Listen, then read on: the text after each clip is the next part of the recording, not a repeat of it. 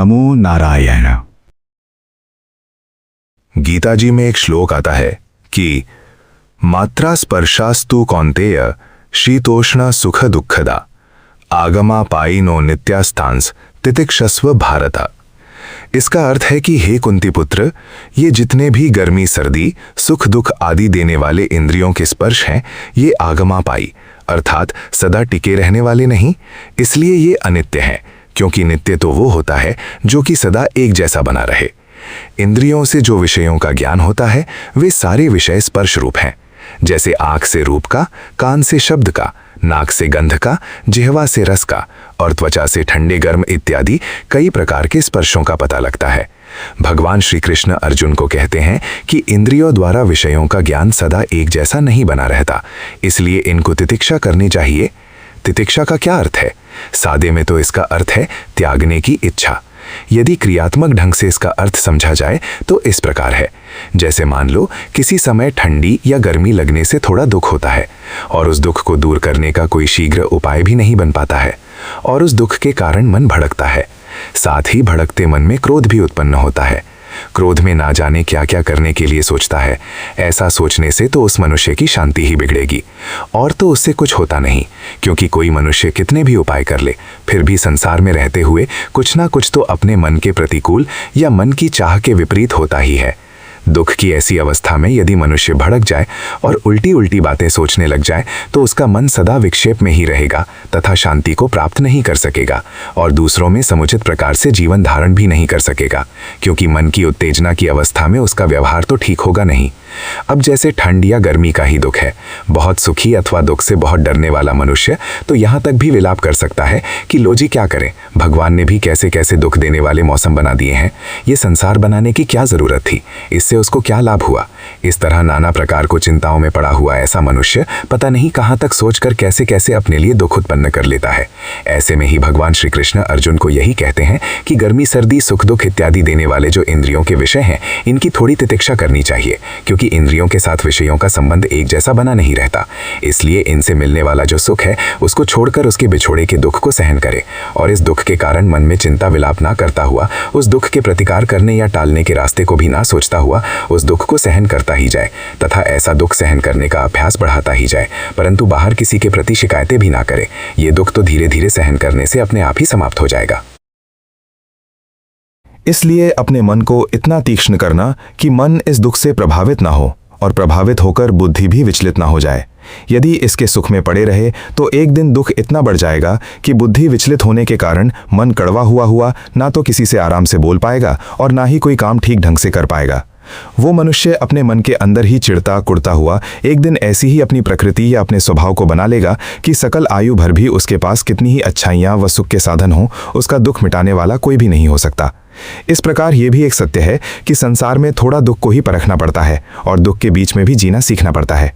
दुख को देखकर घबराना नहीं, बल्कि स्मृति रखकर दुख को ही देखने में मन को लगाए कि कितना दुख है, मारने वाला तो नहीं, नष्ट करने वाला तो नहीं, बस इतना ही थोड़ा ख्याल रखना है। इस प्रकार थोड़ा दुख को सहन करने की आदत डालना, उसके कारण चिंता में ना पड़ जाना, विलाप ना करने लग जाना, हाय तौबा न मचाने लग जाना और उसके प्रतिकार यानी कि टालने के लिए अनुचित उपाय भी ना सोचना, इसी का नाम तितिक्षा है। जैसे ठंडी गर्मी के दुख हैं, ऐसे ही और भी कई प्रकार के दुख हैं।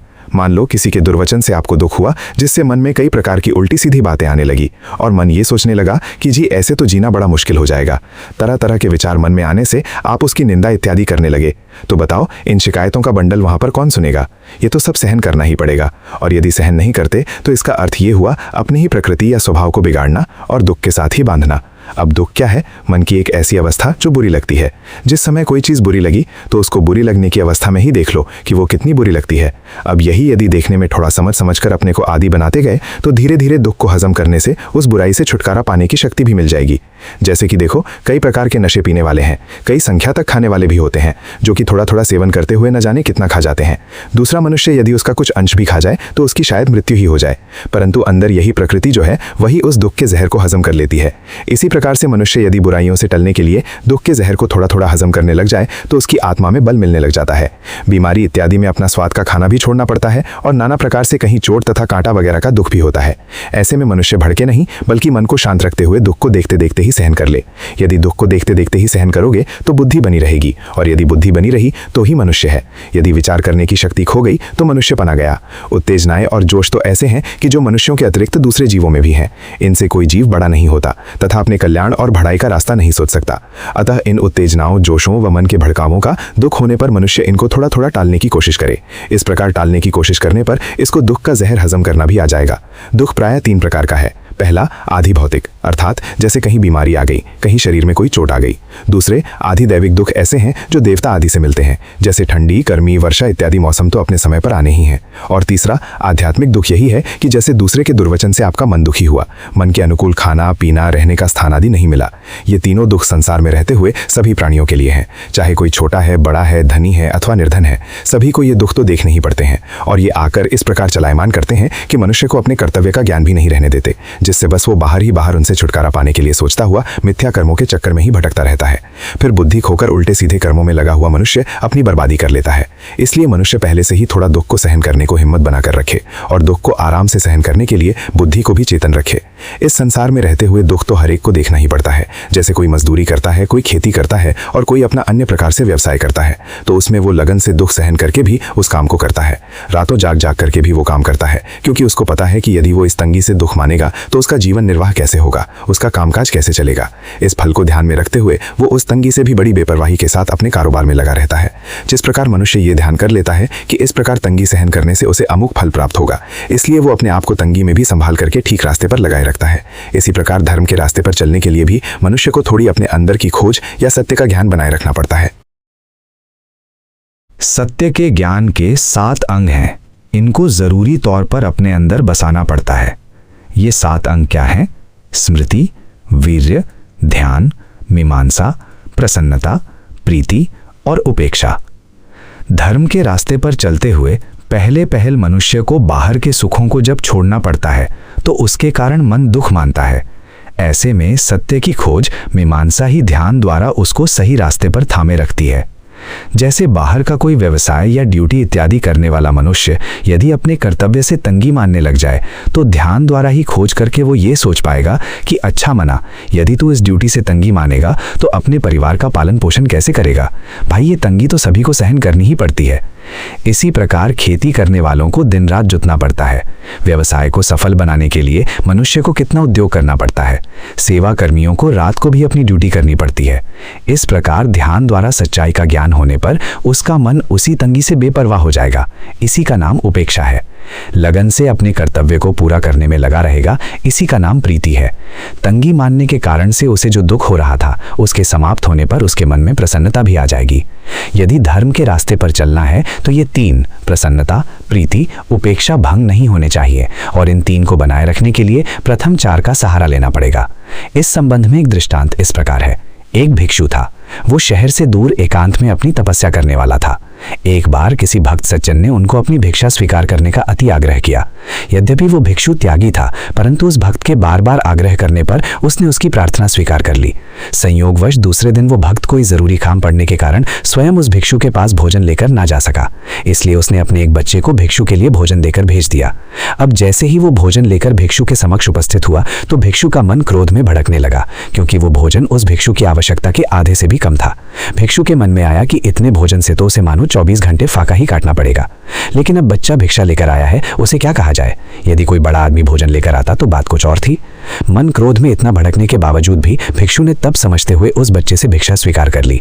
भोजन उसको आवश्यकता से काफी कम था, इसलिए उसके चित्त में विक्षेप होने लगा। कभी तो उस भक्त के बारे में खोटी दृष्टि बने जो भोजन कह गया था कि देखो ये आदमी कितना दुष्ट शरारती था, मेरे को ठगने के लिए मुझे भोजन कह गया, अब मेरे 24 घंटे कैसे निकलेंगे? ये शंका भी उसे तंग करने लगी। सुख बिगड़ने से राग और दुख के कारण द्वेष भी उसको तंग करने लगा और उस भक्त के प्रति वैरी जैसी दृष्टि बनने लगी। अंत में मान भी भड़कने लगा व मोह भी आने लगा। अब बार बार उस तरफ ध्यान हटाने पर भी मन बार बार उधर की ही सोचों में जाए। अब ऐसे करते करते 2-3 घंटे बीत गए, परंतु आखिर था तो भिक्षु ही। किसी न किसी कारण से विचार जाग ही गया।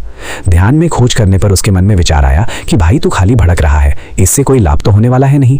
फिर कई लोग तो कितने कितने दिन व्रत रखते हैं, तूने भी कितने ही व्रत किए हुए हैं, आज दिन तक तो मरा तो है नहीं। और यदि आज फाका होने से तेरा व्रत हो गया तो इससे तेरा क्या बिगड़ जाएगा। और फिर कम से कम जलपान जितना भोजन तो तूने ग्रहण कर ही लिया है, और 24 घंटे की तो बात ही है, इसलिए तू घबराता क्यों है। कल फिर आ जाएगा, इससे ज्यादा खा लेना। इस प्रकार से उसने अपने मन को मनाना शुरू किया। इतने में ही एक महात्मा उसके पास पहुंच गया। वो महात्मा इस प्रकार की घटनाओं के दुख को सहन कर कर काफी पहुंचा हुआ था। उस भिक्षु ने उस महात्मा से अपने मन को सारी व्यथा कह सुनाई। महात्मा ने उस भिक्षु को शिक्षा दी कि देखो नारायण, बीमारी से कई कई दिन भोजन छोड़ना पड़ता है। हम अपनी इच्छा से भी कई कई बार छोड़ देते हैं। जैसे नवरात्रों में 9 दिन खाते ही नहीं, पानी पर ही रह जाते हैं, एक पाव दूध पर ही रह जाते हैं। उससे तो ज्यादा भोजन तुमने खा ही लिया है। और जो तुम्हारे मन में थोड़ा दुख हुआ है, इसी के कारण से इस भक्त की तुम्हारे मन में दुष्ट, पापी, वैरी आदि की दृष्टियां बन रही हैं। अब ये तुम्हारी समझ में ही वो भक्त पापी, दुष्ट इत्यादि है। अगर तुम ध्यान में थोड़ा विचार करके देखो तो वास्तव में उस बेचारे भक्त का दोष क्या है। अब ये 3-4 बार खाने वाले हैं। सुबह जलपान किया, दोपहर का भोजन, शाम को जलपान और रात का भोजन। उसने शायद ऐसा सोचा होगा कि भिक्षु का इतना ही भोजन होता होगा जितना कि वे स्वयं एक समय में खाते हैं, तो उन्होंने अपने ढंग का भोजन आपको भेज दिया। इसलिए वे दुष्ट वैरी कुछ नहीं है, उस बेचारे का ज्ञान ही इतना है। बस महात्मा के इतना समझाने से उस भिक्षु का वैर भड़काव दूर हो गया और उसका मन शांत हो गया।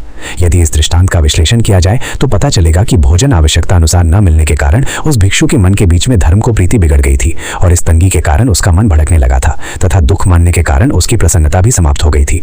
मन बार बार उस भक्त को वैरी पापी के रूप में देखने के कारण से इस दृष्टि से बेपरवाही भी नहीं कर पाया था। परंतु महात्मा के वचन समझ में बैठने पर भिक्षु का ज्ञान जाग गया। ज्ञान जागने से उस भिक्षु ने हिम्मत से उस क्षुधा के दुख को सहन कर लिया। परिणाम स्वरूप धर्म में उसकी पहले जैसी लगन भी हो गई। पहले वो भूख के कारण जो तंगी मान रहा था, वो तंगी भी उसने खुशी खुशी सहन कर ली, तथा वैरी आदि की दृष्टियों से भी उसके मन में उपेक्षा हो गई। सत्य का ज्ञान जगाने के लिए धर्म के 7 अंग हैं। जैसे उस भिक्षु ने इनका सहारा लेकर अपनी बुद्धि को चेता लिया था, उसी प्रकार कोई दूसरा भी अपने मन को एकांत में बैठकर समझा सकता है। मान लो कहीं बाहर से ठीक बर्ताव न मिलने के कारण, या किसी अन्य दुख से, या किसी सुख के बिगड़ने से मन भड़कता है, तो भड़के हुए मन की इन्हीं अवस्थाओं में यदि उसी प्रकार समय बिताते ही गए जैसे 2-3 घंटे उस भिक्षु ने व्यर्थ ही गवा दिए थे, तो बताओ ऐसे विपरीत घटना चक्र में समय बिताना क्या है कहीं आराम का काम है। केवल अपना दुख ही मनुष्य बढ़ा लेता है, और यही उसका आध्यात्मिक बंधन बन जाता है। इसलिए उत्तम युक्ति यही है कि जैसे ही कोई दुख आए या कोई आदत का छोटा मोटा सुख बिगड़े, तो मनुष्य ऐसी अवस्था में अपने मनोमन हाहाकार न मचाने लग जाए, बल्कि स्मृति बनाए रखते हुए ध्यान में थोड़ा दुख के कारण को खोजने की कोशिश करे और तितिक्षा से काम ले। अर्थात ऐसे दुख के समय में चिंता विलाप न करता हुआ, बल्कि मन को शांत रखता हुआ हिम्मत से दुख को सहन करने का अभ्यास बढ़ाता जाए। इसी का नाम तितिक्षा है। बीमारी इत्यादि का दुख भी तो मनुष्य सहन करता है, जले कटे का दुख भी देखता है। इसी प्रकार और कितने ही दुख हैं जो मनुष्य को न चाहने पर भी सहन करने ही पड़ते हैं। यही श्री कृष्ण जी ने अर्जुन को गीता जी में कहा है कि सर्दी गर्मी सुख दुख को देने वाले जो इंद्रियों और विषयों के संयोग हैं, ये क्षण भंगुर और अनित्य हैं। इसलिए तू उनको सहन कर और इनमें अपने मन को मत भड़कने दे। मनुष्य जब से संसार में पैदा हुआ है, वह सुख में ही पला है, और उसने दुख में रोना ही सीखा है कि कोई दूसरा ही आकर उसके दुख को दूर करे। परंतु सकल आयु भर कोई बच्चा तो रहता नहीं। आखिर समय पाकर जब वो बड़ा होता है तो वह अपने दुखों का उपाय स्वयं ही सोचता है।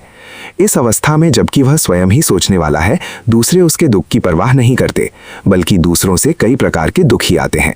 अतः यदि किसी ने ऐसे दुख को झेलना नहीं सीखा तथा मन को शांत रखना नहीं सीखा, तो यही समझना चाहिए कि ऐसे मनुष्य का तो आध्यात्मिक रीति से पतन ही हो गया है।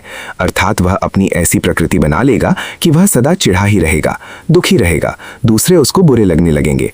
ऐसा करते करते एक दिन सब लोग उसको भी बुरा समझने लग जाएंगे, और ऐसी अवस्था में यदि वह संसार से विदा भी हुआ तो कौन से अच्छे लोग को प्राप्त होगा, अर्थात वह मनुष्य दुर्गति ही पाएगा।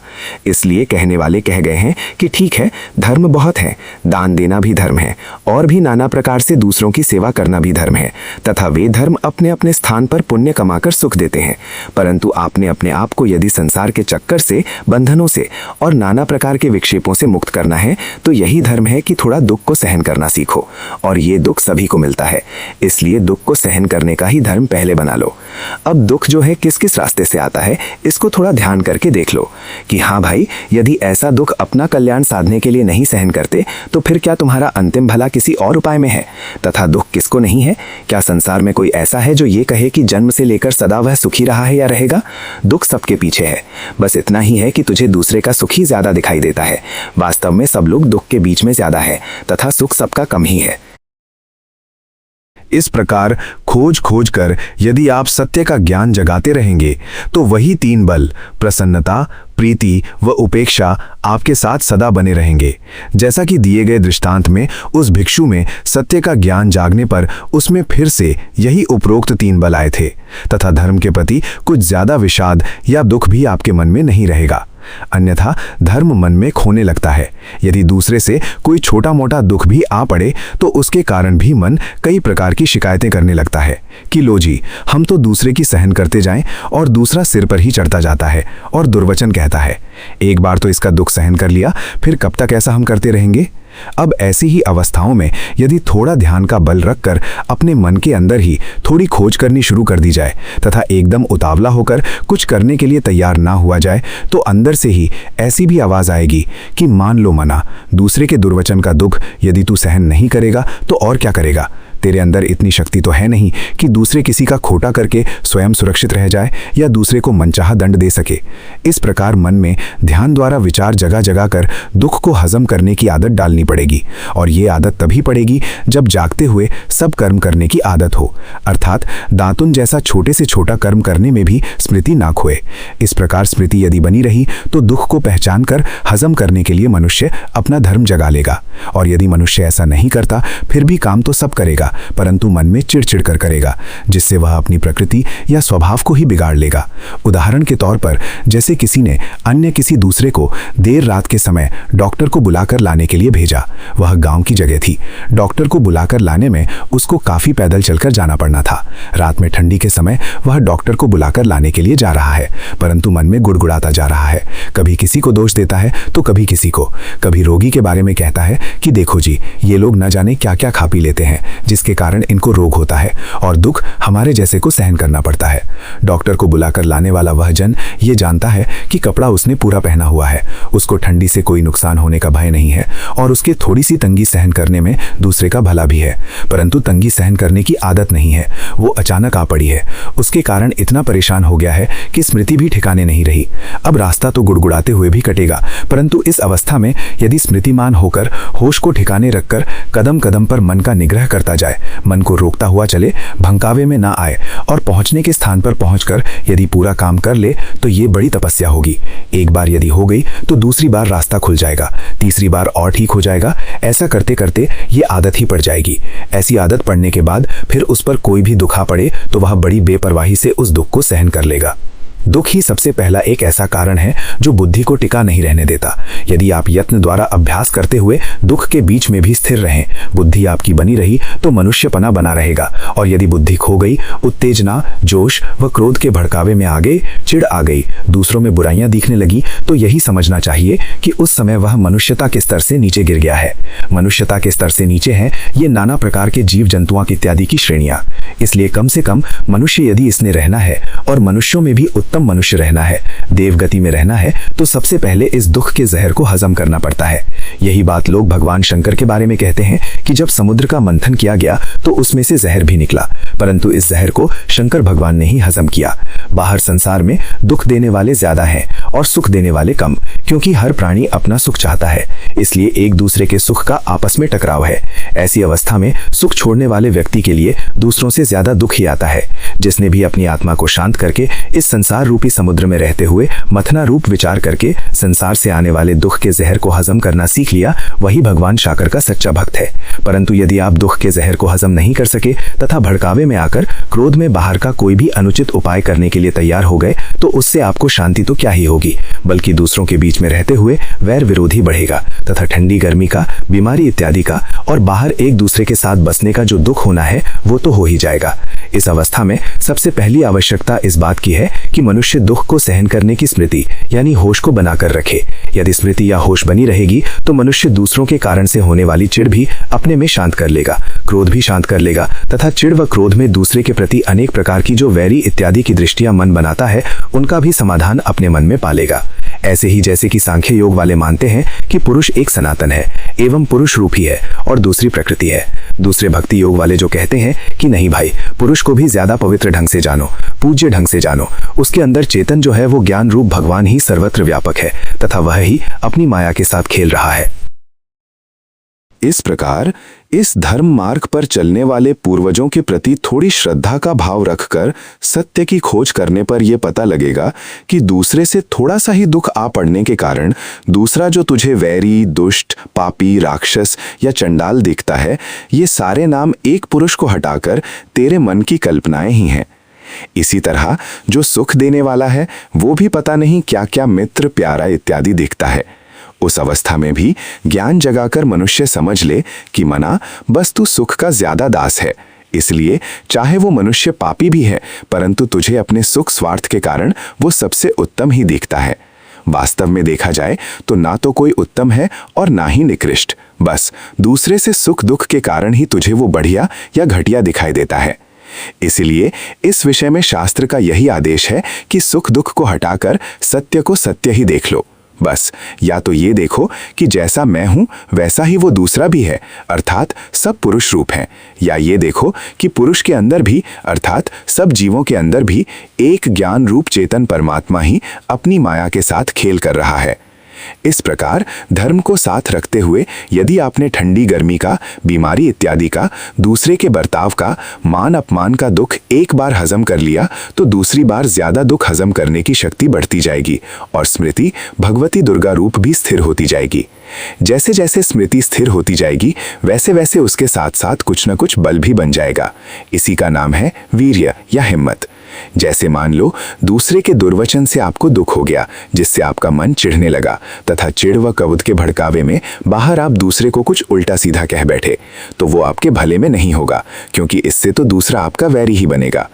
दूसरी तरफ इसी स्थिति में यदि आपकी स्मृति ठिकाने है तथा आपने दूसरे के दुर्वचन के कारण होने वाली चिढ़ या क्रोध को अपने अंदर ही अंदर देखते देखते सहन कर लिया है तो यही आपकी हिम्मत कही जाएगी। वैसे साधारणतया ना समझी के कारण और थोड़ा सा इसीलिए भी कि स्मृति ठिकाने नहीं रहती, इसीलिए कुछ भी हिम्मत करने की आदत नहीं होती। थोड़ा सा दुख हुआ नहीं कि दूसरा कुछ का कुछ दिखने लगता है। जैसे पूर्व दिए दृष्टांत में भिक्षु को भोजन आवश्यकता के अनुसार ना मिलने पर वही भक्त ना जाने दुष्ट, पापी, वैरी क्या क्या दिखने लग गया था, परंतु विचार करने तथा महात्मा के सुझाने पर जब उसकी बुद्धि जाग गई तो वही दुख हिम्मत से सहन भी कर लिया। तो ये सारा जितना धर्म की रास्ता है वो मनुष्य के अंदर पहचानने का है। यदि मनुष्य सोया सोया सा इस संसार में बहता रहे अर्थात जीता रहे तो वो तो प्रकृति का ही बहाव है, क्योंकि सोई सोई ये मनुष्य को ले चलती है, सोई सोई मारती है तथा सोई सोई ही आगे जन्माती है। यदि यहीं आप चेत गए, आपका ज्ञान जाग गया, समझ से आप विकारों को नष्ट करने लग गए तथा दुख को थोड़ा सहन करके बुद्धि बनी रही, तो ये चेतन भगवान का काम है। इस अवस्था में चेतन की भक्ति करते हुए आपका मन ज्यादा अपने आप में ही रहेगा, जिससे प्राण शक्ति भी आपको देह में ही इकट्ठी रहेगी, जिसका परिणाम सुख होता है। यदि ऐसा नहीं किया तो मन बाहर दूसरों में ही रहेगा। मन बाहर दूसरों में जितना जानने में रहेगा उतना ही प्राण शक्ति भी बाहर ही भटकेगी। प्राण शक्ति के बाहर ही भटकने से थकावट होती है और अंत में दुखी होता है। इस प्रकार यही थोड़ा दुख का होना या थोड़ा सुख का ना होना ही ज्यादा भड़काता है। इसीलिए अंतिम भले को दृष्टि में रखते हुए थोड़ा सुख यदि जाता है तो जाने दें, थोड़ा दुख यदि आता है तो कोई बात नहीं, उसको बुद्धिपूर्वक सहन करें। साथ ही बाहर किसी के प्रति शिकायतें भी ना करें, तब ये धर्म का मार्ग आराम से चलेगा। ऐसा होने पर वो मनुष्य दूसरों के बीच में मिथ्या कर्मों के चक्कर में ना पड़कर अधिक समय के लिए अपने आप में रहेगा। वैसे तो सभी को अधिक समय के लिए अपने आप में ही रहना पड़ता है, बस जब दूसरों के साथ कोई व्यवहार होता है तभी एक दूसरे के प्रभाव एक दूसरे पर पड़ते हैं। परिणाम स्वरूप किसी से सुख होता है, किसी से दुख। ऐसी अवस्था में उस समय ही थोड़ा सा दूसरे को बाहर जाना पड़ता है, अन्यथा सभी अपने आप में ही रहते हैं। परंतु अपने आप में ठीक वही रह सकता है जो थोड़ा दुख को हजम करके अपने मन को शांत रखे, तथा जो कोई भी मन को भड़काने वाले राग द्वेष आदि बंधन और काम क्रोध आदि विकार हैं, इनको पहचान पहचान कर इनके चुंगल से निकलता रहे।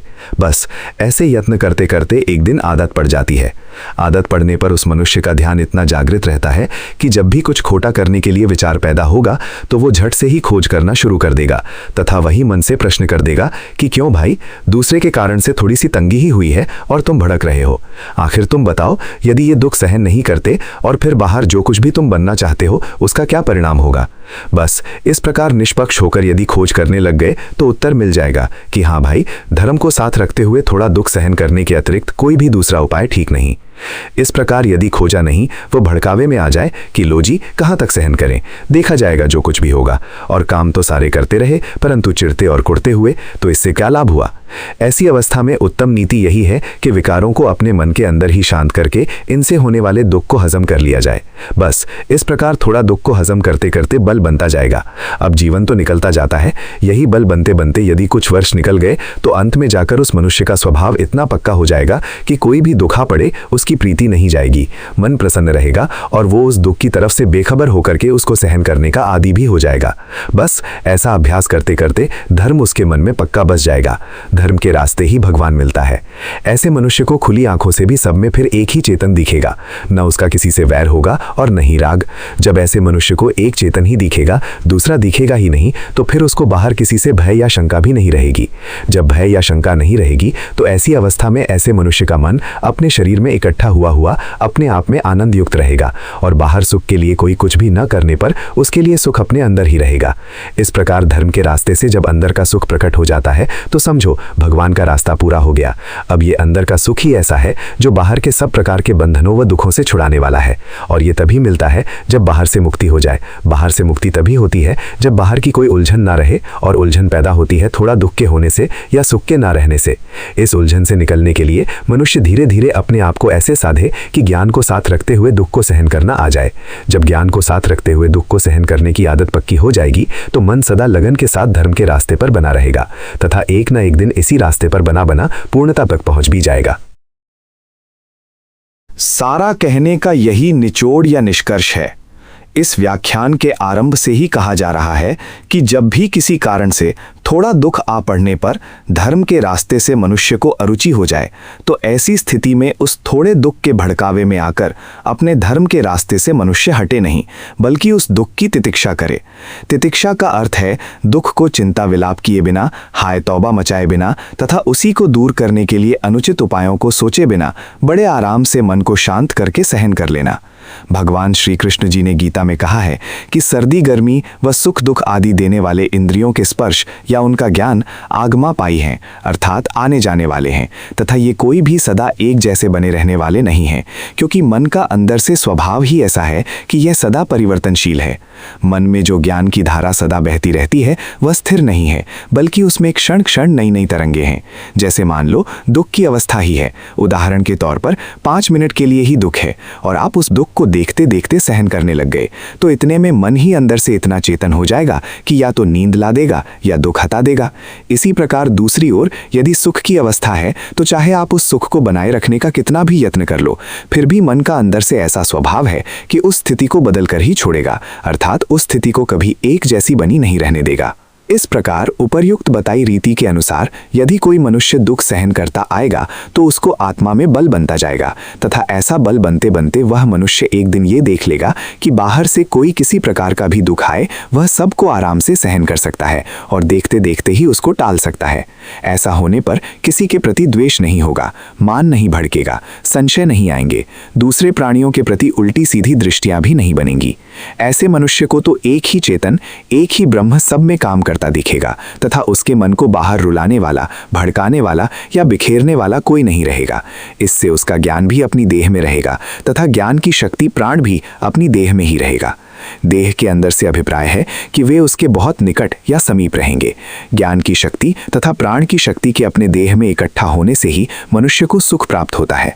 जिस प्रकार से नींद में सोए हुए मनुष्य को संसार को कोई खबर नहीं रहती तथा नींद में इतना आनंद व आराम प्राप्त होता है कि कोई भी उस सुख को हटाना नहीं चाहता, उसी प्रकार जिस समय जागते जागते भी बाहर संसार में कहीं भी मन की लगन न रहे, बाहर कोई भी वस्तु मन को भड़काने या बिखेरने वाली न रहे, तो यही मन बहुत समीप से या अंदर नजदीकी में इकट्ठा हो जाता है। इसी को कहते हैं एकत्रित मन की एकाग्रता। यदि कोई मनुष्य अपने ढंग के ध्यान से ही बाहर के ही उपायों का सहारा लेकर मन की एकाग्रता करना चाहेगा तो यही बाहर के उपाय ही उसके ध्यान को बिखारने वाले बंधन बन जाएंगे। परंतु दुख को सहन करते करते किसी का मन यदि बंधनों से मुक्त हो गया तो उसके ध्यान को डिगाने वाला भी कोई नहीं रहेगा। इस प्रकार से मन अंदर इकट्ठा हुआ ही उस परमात्मा चेतन जो देह में जीवन देने वाला है इसके निकट है, उसी के बीच में सदा सुख है। एक बार उसका सुख प्रकट हो जाने पर सदा के लिए उस मनुष्य को पता लग जाएगा कि यह सुख तो उसके पास है तथा अब चाहे वो मरे या जिए उसका यह सुख उससे कोई छीन नहीं सकता। बस ऐसा होने पर उस मनुष्य को मृत्यु का भी कोई भय नहीं रहेगा, क्योंकि नहाते हुए पानी में यदि कोई भंवर पड़ जाए तो वही मरता है, बहती धारा कभी नहीं मरती, वो तो अंत में जाकर समुद्र में पड़ जाएगी। इसी प्रकार हमारे अंदर ज्ञान की ये जो धारा है यह तो चेतन रूप सबके अंदर समान है, ये कभी नहीं मरती और सदा एक जैसी रहती है। परंतु ये जो बाहर का सामाजिक जीवन है, एक दूसरे के सहारे का, तेरी मेरी का, इसके बीच में जो मैं का भंवर मिलेगा वो तो मर ही जाएगा। जैसा आज है वैसा कल नहीं रहेगा और कल वाला परसों नहीं रहेगा। ये मैं का भंवर तो धूल में मिलता ही जाना है, क्योंकि आज तो आपके शरीर में शक्ति है जिसके कारण से दूसरों से बंधे हुए आप बाह्य सुख स्वार्थ को पूरा करने की अवस्था में हैं। वो शक्ति शरीर में वैसी न रहने पर एक दिन बाह्य सुख स्वार्थ भी वैसा नहीं रहेगा। इसलिए बाहर के सुखों के आकर्षण के कारण मन में जो भंवर पड़ता है उसको मिटाकर वास्तविकता को देख ही लेना चाहिए। ऐसा भंवर मिटाकर यदि कोई ज्ञान रूप भगवान की धारा में पड़ गया तो ज्ञान गंगा स्नान उसी का समझा जाएगा और उसी को सब बंधनों व दुखों से मुक्ति मिल जाएगी। फिर उसके लिए मृत्यु का दुख सदा के लिए समाप्त हो जाएगा। अन्यथा संसार में मरता हुआ प्राणी दुखी ही होता है। उसके मन में यही भय रहता है कि बाहर के प्राणियों और पदार्थों से बिछुड़ने पर पता नहीं उसका क्या बनेगा। दूसरी ओर जिसने जीते जी बाहर के प्राणियों व पदार्थों से मिलने वाले सुख को, तुच्छता को देख लिया और परमात्मा का आनंद अनुभव कर लिया तो उसको तो फिर यही अनुभव होगा कि मरने के बाद भी क्या बनना है। बस जीवन काल में ही जो परमात्मा का आनंद अनुभव कर लिया है यही मिलेगा। इसलिए इस सब की औषध यही है कि मनुष्य थोड़ा दुख के जहर को हजम कर ले। छोटी छोटी बात में, ठंडी गर्मी में, दूसरी के व्यवहार के कारण या देह में कोई संकट इत्यादि आ पड़ने पर जो थोड़ा दुख होता है उसको थोड़ा स्मृति में समझते समझते सहन करने की आदत डाल ले। यहाँ समझते समझते का अभिप्राय है कि दुख में भी बुद्धि बनी रहे। ज्ञान को जगाकर यदि मन में दुख सहन करने की लगन बनी रही तो यही थोड़ी बहुत अंदर शक्ति बन जाएगी। अंत में यही शक्ति बनते बनते सारे संसार से न्यारा करके परमात्मा के पास मिला देगी। यही सारे का निचोड़ है।